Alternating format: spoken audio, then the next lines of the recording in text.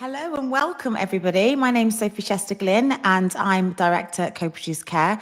I'm absolutely delighted to have a fantastic guest with us today. We will be speaking with Dr. Arun Chopra, CQC's first Chief Inspector of Mental Health. And I, along with you, probably don't know too much about the role. That's because it's a brand new role.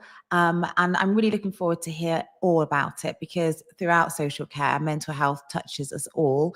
And it is a very important sector, and there have been a lot of challenges. So it's great that we have somebody in CQC, our regulator, Care Quality Commission, who's actually dedicated to inspecting these services. And we'll also hear more about the other things that the role will be doing to help the sector and improve things. So as always, I have a few asks for everybody. One of the main asks is that you bring people along. So if you can share this link with people, it's lunchtime, maybe you've got colleagues who are on lunch and they want to listen in the background, then make sure you share. And also, if you are joining us on YouTube, please do thumbs up, like us, and subscribe, because actually we've got some really fun things coming your way in the autumn, and I will share some of that with you shortly. And of course, I really want this to be interactive. We've got Dr. Arun for a whole hour pretty much, and we are blessed to have that opportunity. So if you could just put something in the chat just to say hi, to start things off, maybe tell us where you are in the world, but also just think about some questions. We've already got some pre-submitted questions, which we always do on these live streams, so thank you very much. But it's very good to have some interaction, and it makes the live stream vibrant, and it gives you an opportunity to ask somebody questions that you probably wouldn't be able to ask even if you were at a conference, because there's always so many people there. So use the opportunity wisely and just interact with us. It's a very relaxed atmosphere. So that's my asks, and a little bit of an update on what we're doing at Co-Produce Care before we get stuck into it proper.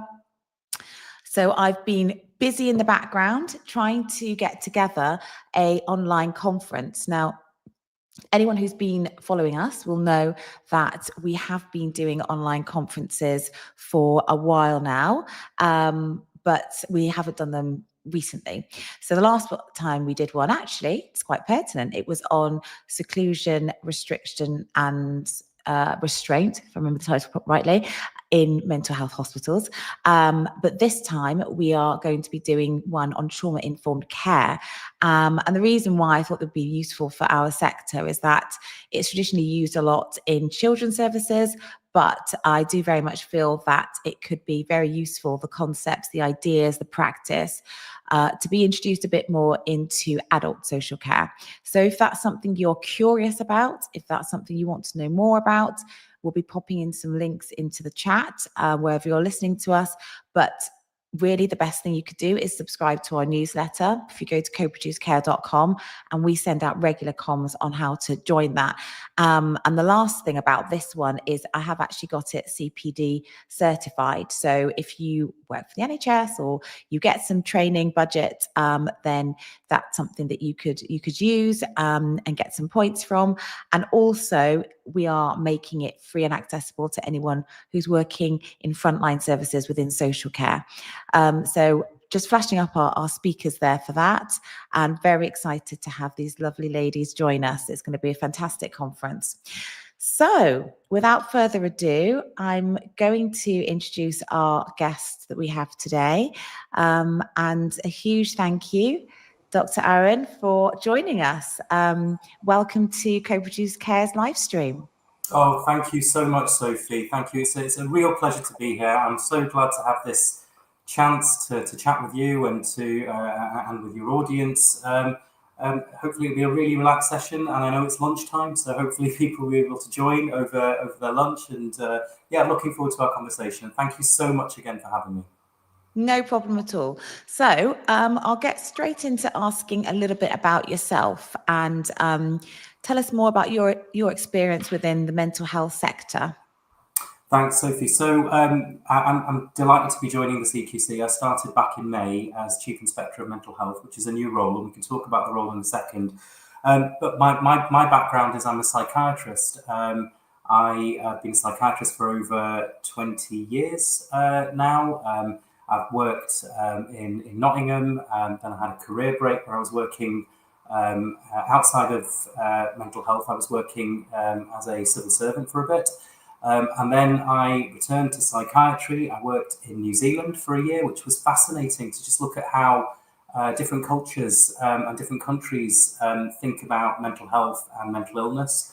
And then I moved to Scotland, and I was, again, a consultant psychiatrist over there. Then for the last 5 years, I was the medical director of the Mental Welfare Commission for Scotland, which is an assurance organisation that looks at the rights of people who are detained under the Mental Health Act in Scotland. And then since May, I've been Chief Inspector of Mental Health at CQC, delighted to have joined the team over there. And yeah, really looking forward to getting stuck in. So you are fresh, brand new, almost, you've only probably just done the signature on your emails at this point, updated that. It's a really new role for you. Just really as a side question, you probably don't want to compare and contrast, but out of the different areas you've been, so Scotland, and you've been abroad, are there any sort of like comparatively better ways or that mental health is being treated in those countries? Would you say that you've got quite a lot of learning from Scotland or elsewhere? That's a really interesting question. I think there are so many things that we could compare and contrast. I've also worked in India, so India, New Zealand, Scotland, and in England. I think there's so much opportunity to learn from each other in terms of what's different. Some of it is conceptual about how different cultures and different countries view mental health and mental illness. And then there's difference in how services are set up, and then there's difference in legislation and the way that rights are protected for people who have a mental illness and are subject to detention. I think there's a real opportunity to create those sorts of fora where you can have those discussions. Just a few kind of headline things that I've noticed. So for example, thinking about when people are really unwell, detained in hospital, and want to express a choice about how their care is delivered, really important to people, especially people who've experienced mental health services. They and their families often know what might work and what might not work for them. And each of those countries has got a slightly different setup about how you ensure patient voice is heard or a person's voice is heard. Some countries have leaned much more in on the idea of making sure that there's legal safeguards around advanced choices. Others have taken the view that it's probably more, it's less of a legalistic process and more of an expression of choice. And I think there's comparing and contrasting those different options can be quite helpful. So that's just one example, but yeah, I think there's different variation. That's really refreshing to hear the focus on patient choice and patient voice, I think, because for a long time, I suppose psychiatry can sometimes get the bad rap of being a bit too medical and following the medical model, but actually just switching it on its head a little bit and allowing people with lived experience who are actually living the experience to really start to self-direct what they need and what's working for them and what isn't working for them. I think that's really progressive. And I know CQC have looked into different reports and they have tried to include people. And I think the more we listen, the more that we can learn and become a little bit of an equal understanding of how we support people. So yeah, that's really interesting. Yeah, absolutely. I mean, just to provide a little bit more detail around that. So advance, and there's an opportunity right now because we have a mental health bill which is working its way through Parliament. Within that, there's provision for advanced choice documents, which will give people the ability to say what worked and what didn't work so much for them, so that should they not have capacity and should they be detained in hospital, they'll be able to express what works for them. Now, if you think about what happened in Scotland, they had similar provisions under the legislation. They've had that for some time.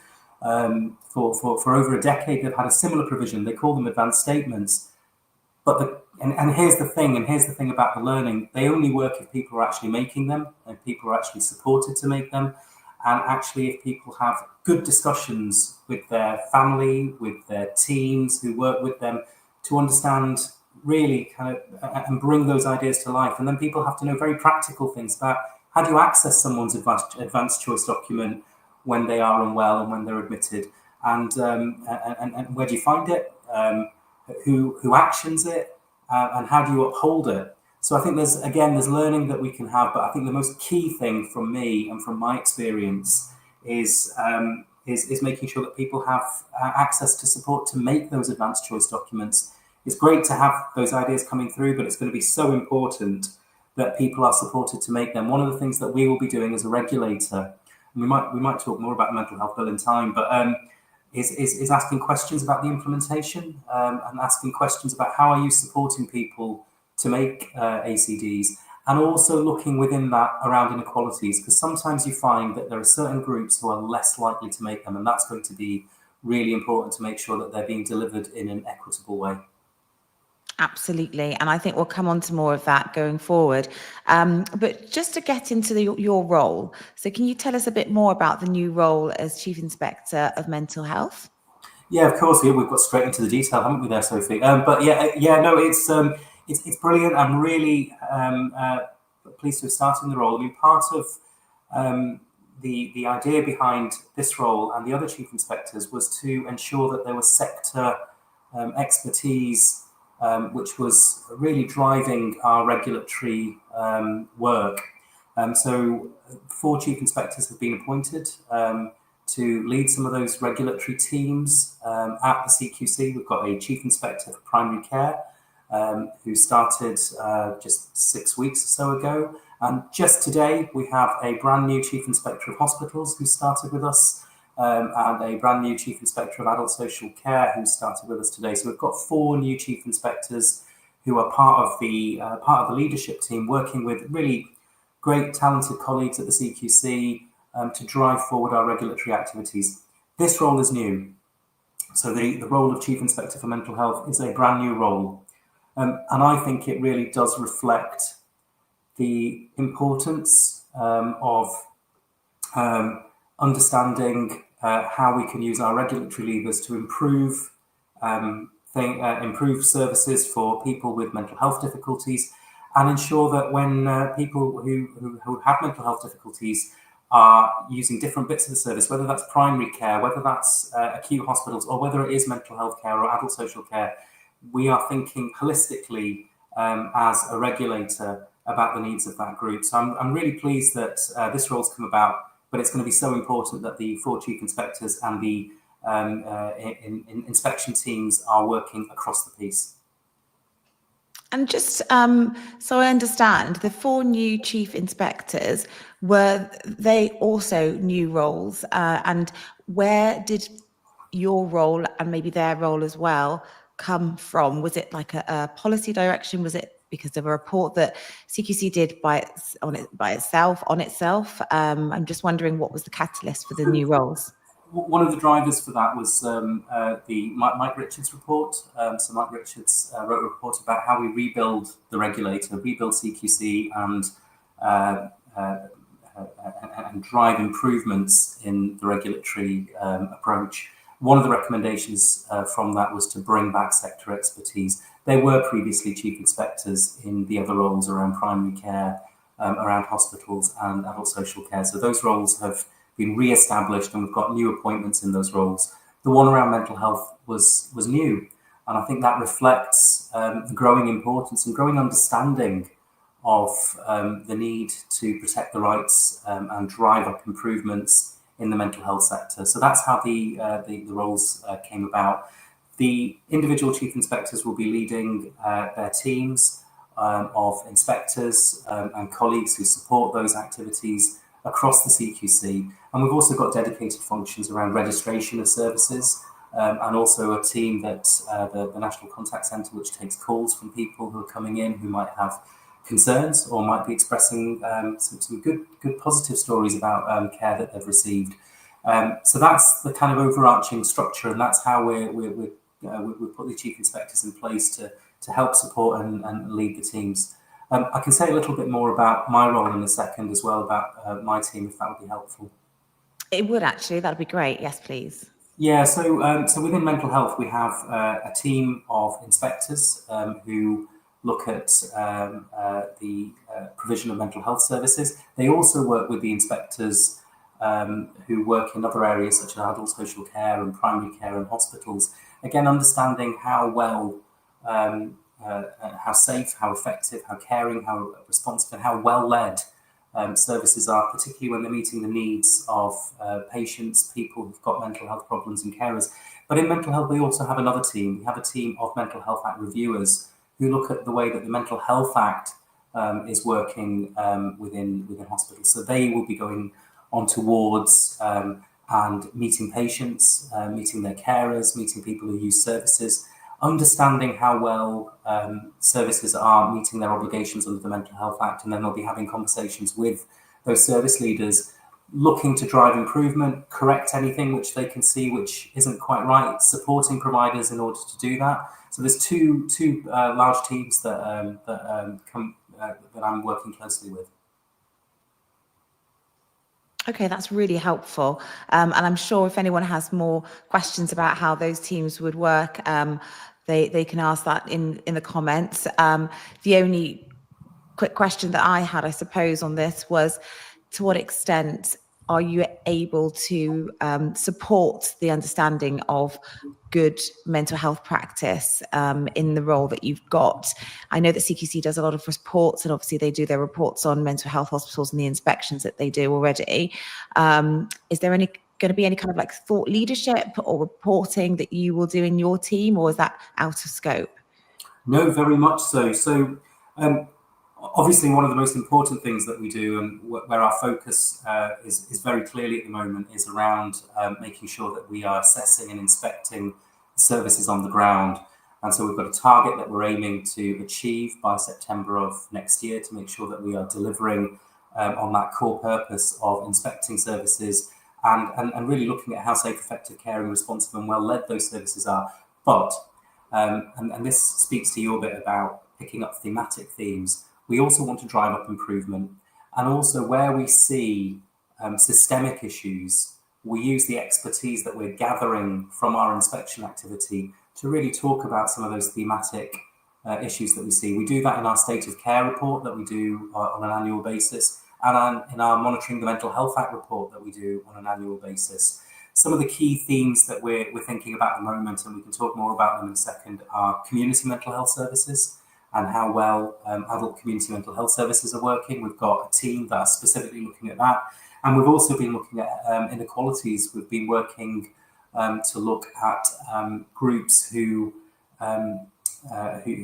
may not experience the best outcomes from mental health services at times, and we've been really delving into their experience of mental health services and what could be done to improve them. So we've been working with a group called Black Men's Mental Health Task Force, supported by Queen Mary's University of London, and we've been really understanding how services can improve to meet their needs. So just in a nutshell then, so we've got all our inspection activity looking at various different services across the country, and then we pull out thematic pieces of work, and I've just given two examples there around community and inequalities.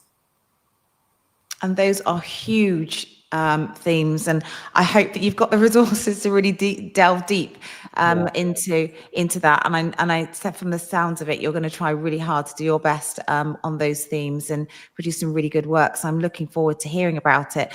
Before we move on to some of the pre-submitted questions that we've had, just a bit of an idea on when you are doing those themes.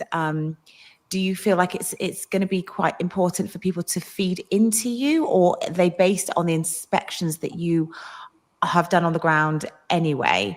Or would you be open to people contacting the CQC and saying, this is my experience, if you're, say, investigating either one of those themes at any point in time? Both and all, really, there, Sophie. So yes, we gather a lot of information. Our inspectors, when they're out and about, they are constantly listening and picking up information, which will then filter through into our thematics. So that's one route. The second route is that we also do surveys. So we have a survey on community mental health services and the experience of people who've used community mental health services. We published that, actually, the results of our last survey earlier this year. And we can talk a little bit more about that when we talk about community mental health services. But yeah, we gather information from people who've experienced community mental health services to get a sense of how well they're working. But you can also kind of get in touch at any point. If you go onto our website, there's a particular link to give feedback on care. There's a web form in order to be able to do that. You can also email, and there's also the phone to be able to contact and say this is what people have experienced. As well as our inspection team, our Mental Health Act review team also go out. They meet with people who are detained under the Mental Health Act, and increasingly we're trying to also make sure we capture the experience of people who may not be detained in a hospital but may be experiencing compulsion under a community treatment order. So we're wanting to understand what their experience is like as well. So there's multiple different ways in which we try and get that information through to us to help support services at the individual level and give feedback very quickly to those services and take enforcement action when needed, but also more thematically to be able to drive up improvements across the service. Absolutely wonderful. That's great. And I love the involvement that you're encouraging as well. And I do know that CQC do have part on their website where you can get in touch and you can feedback. So definitely encourage people to do that. So I'm going to just pop up the first question. Bit of a long one, pop my glasses on. So how will the CQC ensure its regulation of mental health services meaningfully includes the voices and experiences of those with lived experience, especially those who've faced long-term detentions, restraint or neglect? And how will accountability be improved for services that repeatedly fail? So thank you for that question. And I suppose we've covered some of that, but there is an extra part to that question around how you tackle failing services. Yeah, no, thanks, Sophie. Thanks for, I think it was Giselle for that question. Really helpful. We've covered some of it. What I also ought to mention is we involve people who have had experience of using those mental health services or being subject to care in those mental health services on our inspections. So we have experts by experience, and they will join our inspection teams where possible. Sometimes it can be a little bit logistically difficult to organise that on all visits, but we do aspire to that. And they help shape how we ask questions. Often people of experience services will see things that professionals who have worked in services may not surface, or our inspection teams who understand the regulation so well. I think it's really helpful to have people who've experienced services asking some of those questions. It makes a real difference. And then the second part of your question is kind of what we do when we see things that aren't right. We've got a range of powers that we can use. Sometimes it is very much a conversation with the service to say, this is what we've picked up about, what are you doing about it? And it may just remain at that level. Other times we might have to use more formal powers that we have, which are called enforcement powers. And that can go all the way from serving a notice to say, we want a formal letter back, which outlines your plan to improve things, all the way to placing restrictions on services about whether they can admit patients to their service, and all the way to kind of taking the action of saying, we don't feel you're safe enough to have to be admitting patients. So we can take a range of actions to meet the needs of those situations. But it is, going back to the original part of that question though, it is really important to have that voice of lived experience guiding what we do. Yeah, absolutely. And one of the other things that I do is we support people in the community and in residential care homes. And a few years ago, we had one of the people that we support involved as an expert by experience, and it was good because they got training as well. You do get training and you do get paid for your time. So if anyone's interested in doing that and supporting CQC in your work on inspections, then do get in touch, because I think it's quite a good process in terms of preparing people for going in and working alongside CQC inspectors to provide that perspective, that person's personal, person-centered perspective. So yeah, that's good. Thank you for that. I'm going to pop on to the next question, but do put questions in the chat as well, if you are thinking them in your mind as you're watching, audience, and I'll go through this question next from Hayley. How will you ensure that services are supported by mental health teams? Currently, there is a lack of support, and this impacts on how people receive care services. Yeah, no, thanks for that question, Hayley. I mean, it's a consistent theme which we've seen and which we've reported on time and again about staffing and making sure that mental health teams are staffed properly to meet the needs. I think within that there's a little bit more nuance, though. I think one of the things that we've surfaced again and again is that it can be very helpful if there is consistency of the staff members. So reliance on agency staff or locum staff can actually be quite difficult at times for patients, because I think they, from what patients have been saying to us and people who use services and their carers have been saying, is they really value when they have staff who know them, people who've been working with them, who've known them for some time. It makes, I mean, it feels like an obvious point, but it's a point that it's important to make, particularly with some of the staffing, recruitment and retention difficulties that we have in mental health services. Now, within that question, I think there's a specific bit about what can we do, though, faced with the reality that we have around recruitment and retention. It's not going to improve immediately. There's work to be done to get things to where they are. And I think it comes down to ensuring that there's good care planning and good person-centered care, so people understand the person that they're working with and it's written down, and you've got a very clear care plan around that person, including what they like, what they don't like, what their preferences are, what their particular goals are. One of the things that comes up in our community health service is that, unfortunately, sometimes recovery goals are not specific to that person. People are not actually thinking about what's important to Aaron or to Sophie, but they're thinking about, this is what is our pathway. And actually, I think that's where you can make a difference, even within the context of the current staffing, is making sure that we've got person-centered care plans and that we're delivering against them. And that's one of the things that we'll be keen to do as a regulator, is ask about, how are you putting those care plans into effect? Are they specific to the individual? Yeah, and I think it's important to not only just start with a care plan, but also involve people in that care planning process and have that network of support if that person is so ill that they're not able to take part in it. Who's around them, who knows them best.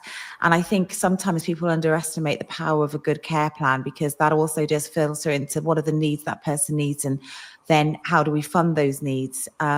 So I think that it's a good point that you make about care planning and taking it seriously, doing it properly, and making sure people are involved. And maybe this will answer a little bit of one of Dudley's questions. Sorry, it fills the screen a little bit. But Dudley's asking, with the growing rise regarding mental health across the country, how will CQC maintain that providers will manage this appropriately, especially with the lack of staffing? How will this take into account? And will CQC take into account of less clinical approach? So I think that's, it's going to be less of the clinical approach, but more person-centered, and also how to deal with the staffing issue, but which you've sort of touched on already. But I didn't know if you wanted to add anything on the back of that question. I think it's a really fantastic question. Thanks, Dudley, for that question. I think it really does illustrate one of the big challenges of understanding what we mean by mental health. And Sophie, right at the beginning, you asked me about my experience of working in different jurisdictions and thinking about conceptions of mental health. I think that's where we need to get more sophisticated. I think it is fantastic. Dudley's first line was the growing rise of mental health in our country. And I think that really is a very important point. I want to say a little bit more about that, because I think it is fantastic that we are much better at talking about mental health now. We are far more likely to talk about mental health and well-being than we were 20 years ago. I think those anti-stigma campaigns have worked very well to open up the conversation. But not all of that rise and understanding around mental health is necessarily clinical and requires secondary care mental health services. Some of it is actually around well-being and is around kind of making sure that people are feeling well, and that if they have milder mental health conditions or if their well-being is at risk, that they're getting support. And that could be in education, if they're in schools or colleges or universities. It could be with employers. I'm thinking about employee well-being and employee mental health. And then so that's one conversation that we need to be better at. The second conversation is around severe mental illness, because if someone's got schizophrenia, bipolar disorder, or depression with psychosis, that's different. We need to absolutely ensure that we've got totally brilliant provision within our secondary care, NHS mental health services, and around that, because people can present in primary care and they might have social care needs, or they might be in hospitals. And I'm really worried about that group. And that is an area of real focus for me, severe mental illness, because actually outcomes for people with schizophrenia and bipolar disorder, despite all that increase in our ability to talk about mental health and well-being, have actually got worse over the last decade or so. So we have to have it's almost like, Sophie, if you think about it, it's almost like two conversations, I think. One is around well-being and mental health, and one is around severe mental illness. And I'm really keen that we use our regulatory levers to ask the right questions to make sure services are fulfilling those who are in secondary care are looking out for the needs of people with severe mental illness. Yeah, absolutely. And I think there's also a bit of a question again around remit. So I've got a couple of questions about how CQC might support the residential care homes and the sector in your role. I'm not quite sure how much power or influence you have on that, but I'll bring up the question anyway. So Nisha is asking, what measures does the CQC have in place to ensure that residential care homes supporting people with complex mental health needs provide timely, person-centered mental health assessments? And as a follow-up, she's asking, how does the CQC support providers to achieve and maintain these standards of practice? So if you could talk around those comments, that would be great. No, I think, again, it goes back to ensuring that care is bespoke for people. I think some of that actually sits quite well with my colleague, Chief Inspector for Social Care, who looks in that area. But I think it's just really important thinking about someone's pathway when they are discharged from hospital, if it's from hospital or residential care home, that they've got the right package of support, and that they've got appropriate care plans in for them. We are working on our assessment framework, and we might speak about that in a little bit more detail in a bit, which will really kind of provide a sense of what good looks like for each of the sectors and each of the quality statements. And that will be the way that we will support providers to say, if we're seeing something which we don't think is quite right, we'll be asking them the questions to say, this is what we think good looks like. How can you be supported to get there? And if we see good examples of where things are working quite well, we'll be able to kind of point in that direction and say, this is where we've seen something which has been working quite well. That might be helpful for you and your residents. And I suppose it's how that your work being Chief Inspector of Mental Health dovetails into adult social care, because obviously the Chief Inspector for Adult Social Care, that's so wide, that covers mental health, hospitals, care homes, and maybe supported living. So they are, whilst they are specifically specialised for mental health, your role is separate, but presumably you'll still be supporting the adult social care inspector in their role in inspecting mental health residential care homes. Yeah, absolutely, and we'll be working closely together, and I think that's that's one of the most important things that we will need to get right, is how we work together. And also, when you think about the 10-year plan, and I'm not just talking about the specific area we were speaking about, but health and care generally, there's going to be a greater emphasis on integration when you think about neighbourhood teams. So we're going to be having to work very closely together across the different sectors to make sure that the levers that we're pulling as a regulator support good quality care between the sectors. Okay, that's good. It's a lot of questions for a role you've only just stepped into. So I think you're doing really great. This is really helpful. And we will see how it pans out. And maybe when you do, the next report, maybe next year we can reflect on that. and lessons learned and things that have been revealed from the work that you've done. So that's great. Okay, so glasses back on. Next question. We've kind of covered this a little bit, but how does the CQC plan to evaluate and support providers in delivering truly person-centered care that meets both mental health and dementia-related needs?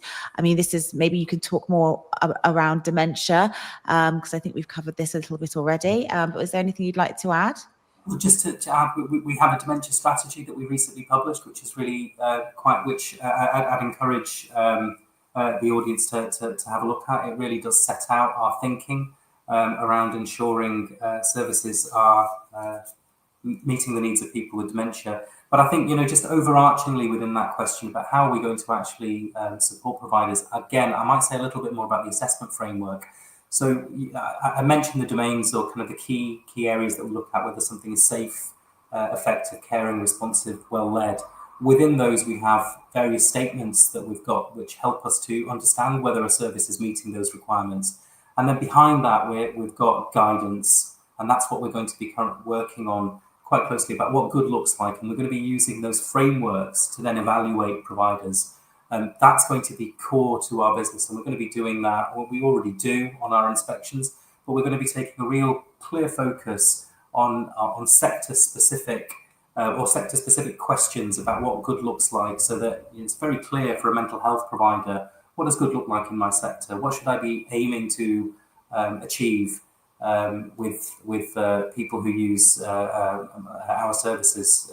So that's going to be key to our next piece of work. That's really good. And within that, will you signpost people to where they can get more information, whether it's NICE or whether it's specific areas that have, detailed information? I'm talking about trauma-informed practice next month, because I think it's a difficult balance sometimes to make between CQC being the inspector that looks and tells people what the sector is doing at the moment and what needs to be improved, and actually CQC being someone who drives quality improvement.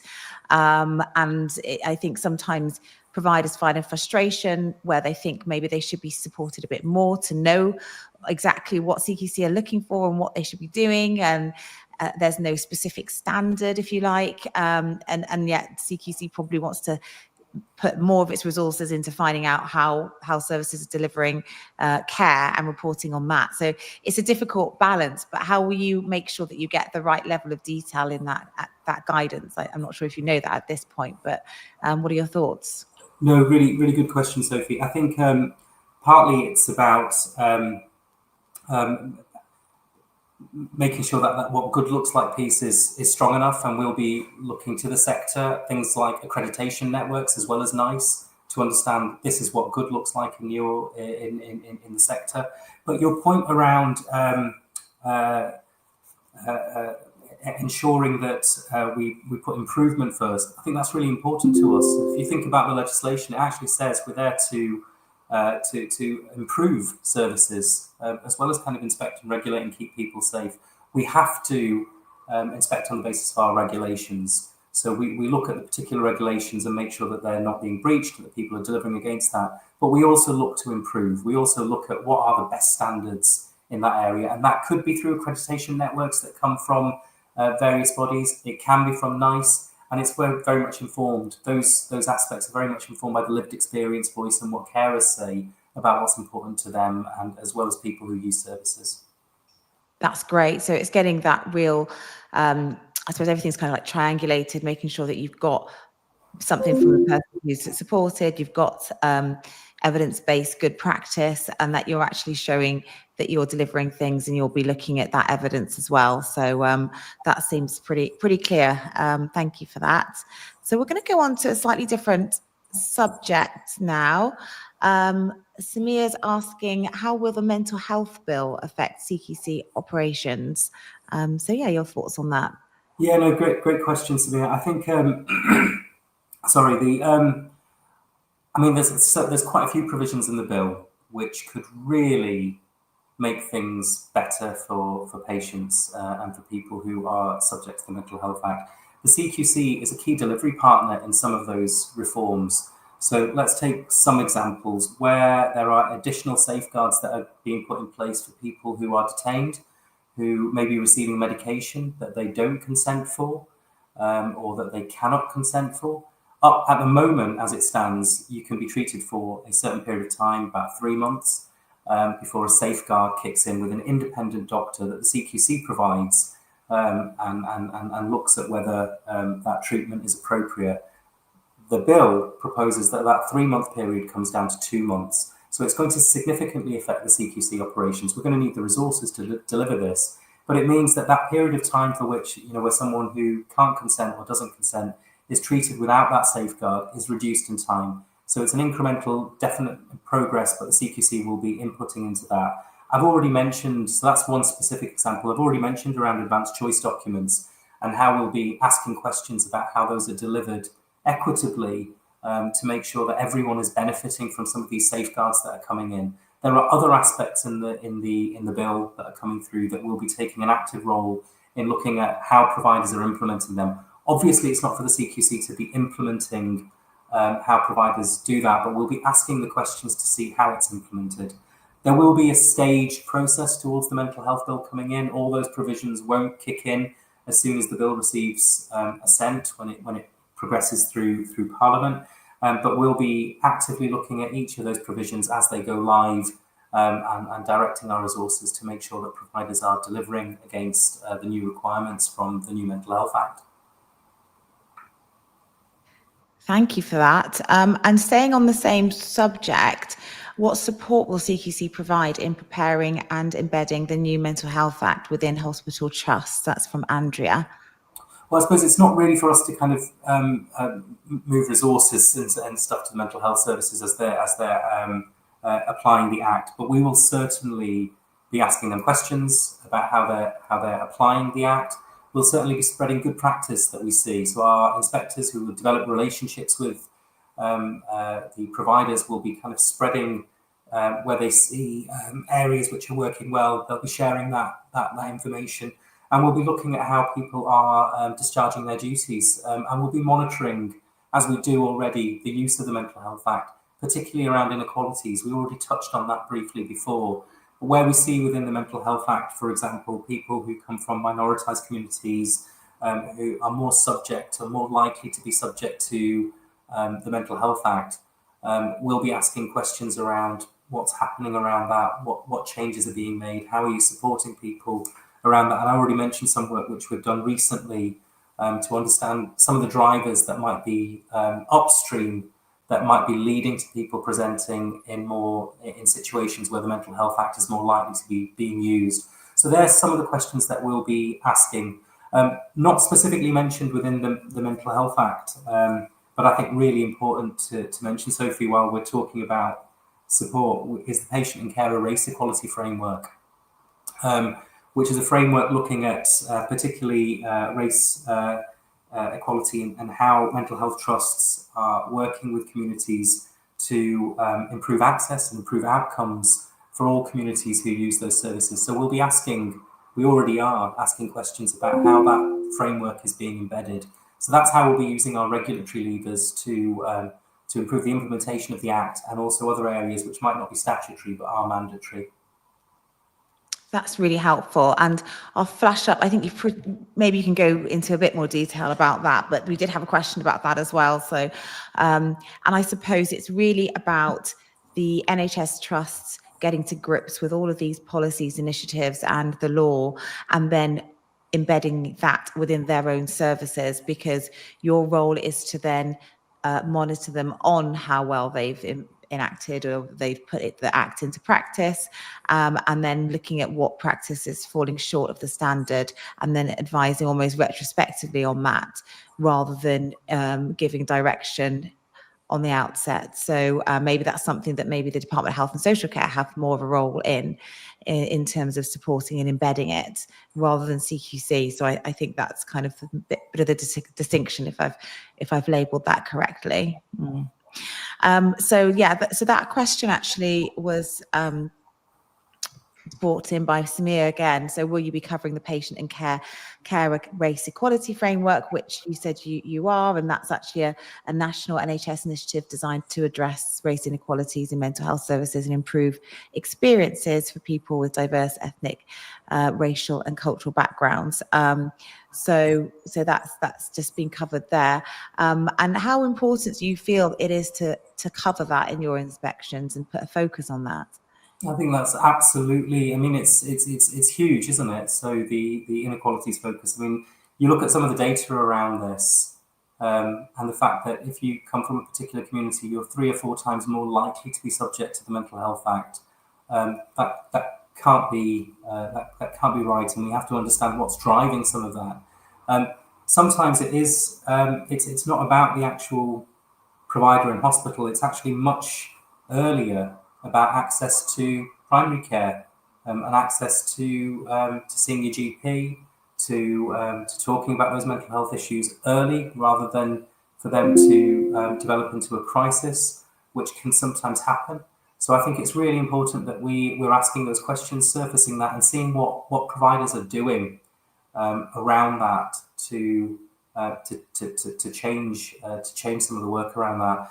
Also, on one of the areas that we're really keen to look at, which provides an additional lens on this area, is community treatment orders. So again, community treatment orders where someone's care and treatment is in the community, but is required by law that they receive certain medications and meet with their doctors, social workers, nurses. Again, they're disproportionately seeing their use of CTOs with minoritized communities, particularly the Black community. And again, it's really understanding what's driving that, and looking at what support is available for people in the community. Are we identifying what they need to do in order to come off the community treatment order? Are we looking at what their goals and aspirations and recovery goals are, as well as a focus on medication and treatments? When you look at our community health survey, community mental health survey that we did, we found that there was a very encouraging focus on treatment and medication, but not so much around those wider aspects that we'd expect to see. So I think that's going to be a real focus, which will help everyone, but will particularly help those groups who might be more likely to experience treatment under a community treatment order. Absolutely, and just kind of taking a step back and looking at how people are supported, and also some things. Presumably, in some areas, you'll have the statistics will be worse than others, and really understanding why that is, and is there a certain culture in certain organisations or areas across the system that results in the poor outcomes and support and treatment of certain communities. So it's good to see that you're keeping a spotlight on that, and look to see what comes from that. And then again, kind of going back, and just a question that's popped up around the community support. So Mark is reflecting that as a provider of supported living for people with complex mental health needs, much of their care falls outside the scope of regulated activity due to how personal care is currently defined. And so just wondering, are there plans to review the regulatory definitions to include more specific mental health, social care support? I don't think there are, but would that maybe in other areas there might be, in Scotland or elsewhere? Maybe you can reflect on how we might do things better if we had the opportunity. No, Mark's absolutely right. It's an area that we are discussing, actually. So we are thinking about that, and we are looking at what might need to be in place, particularly in the context of the mental health bill, and whether there's, because people receive care under a Section 117, so that might have implications. So we are certainly actively thinking about this area, but I don't have any defined answers for you at this point, Sophie, but good question. Yeah, really good question, actually. Thanks for that, Mark. Okay, so I will see where we are with the questions now. Okay, so this is a good generic one from Karen. What do you see as the main challenges currently within mental health? Do you think that new mental health legislation will support good social work practice, and how? So it's kind of 2 questions there, but I'll be interested, especially with your experience, to understand what you feel are the main challenges from what you're seeing, and then whether the new act will make any changes to social work. Yeah, no, really helpful questions there. Thanks, Karen. So I think we've already spoken about one of the areas in response. Was it Dudley's question where we were talking about, you know, the need to have almost two conversations, one about mental health conditions and one around severe mental illness. Another challenge within the mental health area is the growing recognition of people who have neurodiverse conditions. So, for example, over the last few years, between 2020 and 2023, we saw a 400% rise of people, adults particularly, with ADHD. So that recognition of neurodiversity and how we as a system, as society, as employers, education, all those areas, workplaces, how we meet the needs of people who've got neurodiverse conditions, that's going to be a challenge. So that's one thing. More specifically towards mental illness, I think one of the key challenges is around waiting times for getting mental health support. We don't monitor it very well or systematically in the way that we monitor times around physical health waiting periods. And I think one of the things that we've surfaced from our community mental health survey is how long people are waiting to receive care once they've been referred from primary care to secondary care. So I think that's one of the challenges, that wait time. Another big challenge is what happens when people are actually discharged. So we know about some of the difficulties within hospital. We know about how some of the mental health estate, I think if you look at the Darcy review, I think he refers to it as some sort of kind of Victorian era estate, which bits of it are crumbling. And sometimes it's just completely inadequate and can be re-traumatizing some parts of the mental health estate. So that's one bit. But the bit that I was going to focus on just there, Sophie, was around discharge. And when people are actually better and are leaving secondary care mental health services, how easy or not is it for people or carers or people who support them to help them get back in touch with mental health services if things are deteriorating? And we need to have a real focus on that, because sometimes it can be difficult and it can be going back to primary care and then a re-referral in when someone is showing signs that things are not well and they're actively wanting help. At times, their carers may be the first people who, or their family members or friends may be the first people who notice that something's going wrong. So I think we really do need to have a bit of a focus. So there's some of the challenges from my point of view: wait times, the actual inpatient estate, and then what happens post-discharge and how easy is it to get back in touch with services. So I think that was the first part of the question around the challenges. The second part was around the kind of social model and how that best practice in social care might feed through the mental health bill. It goes back to what we said right at the very beginning of our conversation when we were talking about advanced choice documents and giving voice to people. I think there's huge opportunities with this mental health bill to take a very person-centred approach to someone's care and think about supporting them to meet their goals, very much in a sort of kind of social model of recovery rather than a symptom reduction model alone. So I think there's real opportunities with this bill to bring that to life with some of the work around advanced choice documents. But again, as I said, it's going to be about making sure that they are delivered for everyone.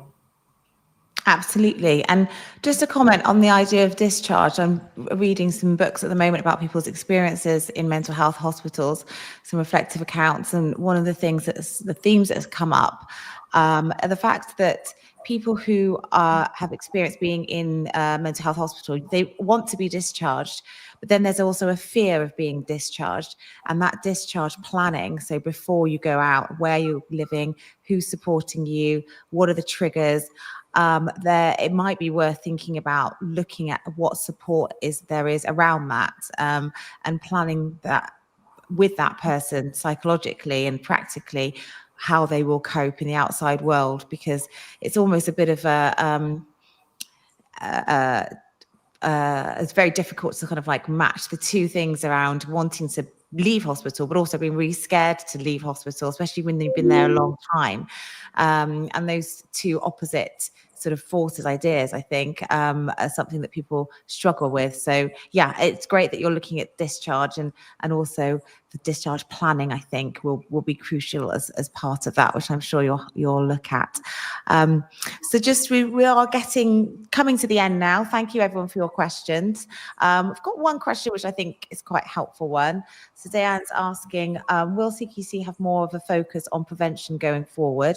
The main issue in community services is that people need to be in crisis before any additional support is provided. And I think that's a really good point around, I mean, there's a wider issue around funding and eligibility and access, like you said, to care services, but also the idea that the threshold sometimes is that somebody needs to be so very ill, maybe it's because of capacity issues and other problems in the system, that they don't get the help until they are that bad. And then actually there should be more work around prevention. And I know that CQC as an organisation is looking at, they're inspecting local authorities now and commissioning groups.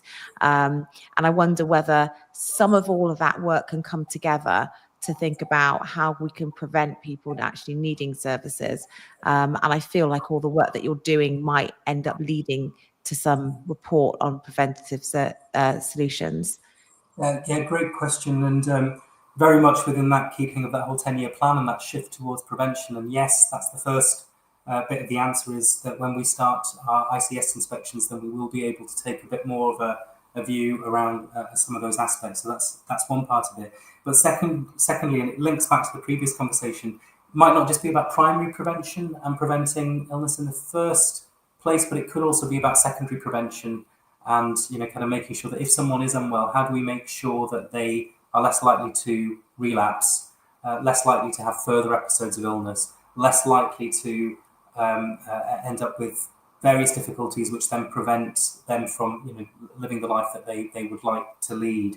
And that's where we go back to that pathway approach that we were speaking about, asking services, using our regulatory lever to say, have you got effective care planning? What support are you putting in place? How are things working for people with mental health difficulties once they've left, to ensure that they can seek support? And it goes back to what we were talking about when we were talking about discharge just there, Sophie, that people don't have to wait, or their carers don't have to wait until they're in crisis and before that's triggered, before they get the mental health support.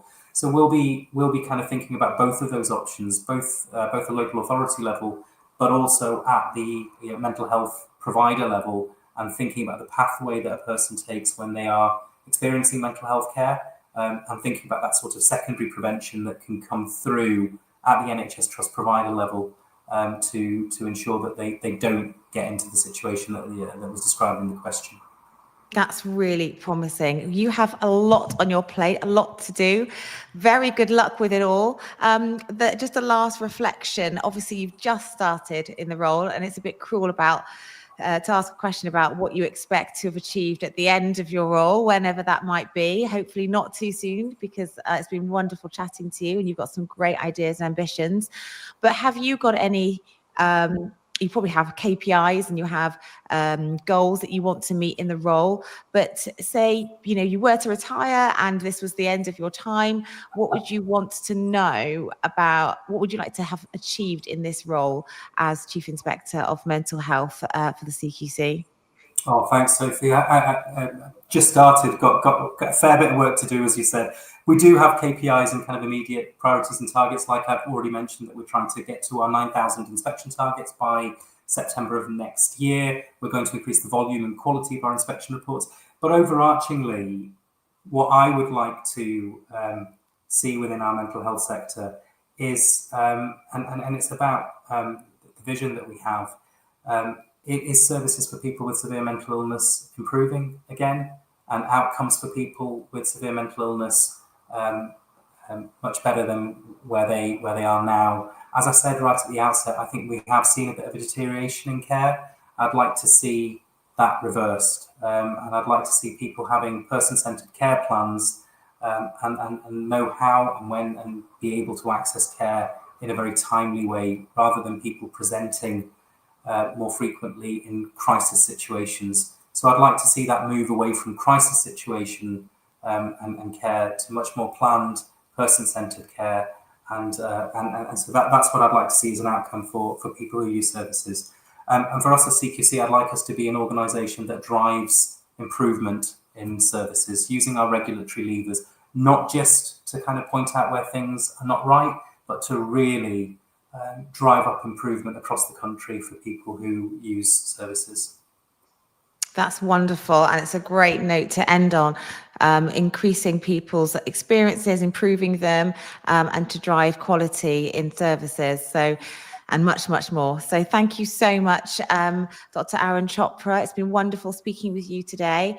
And we hope maybe to have you back on here in the future and see how you're going, and to report on all the great successes that I'm sure you will have.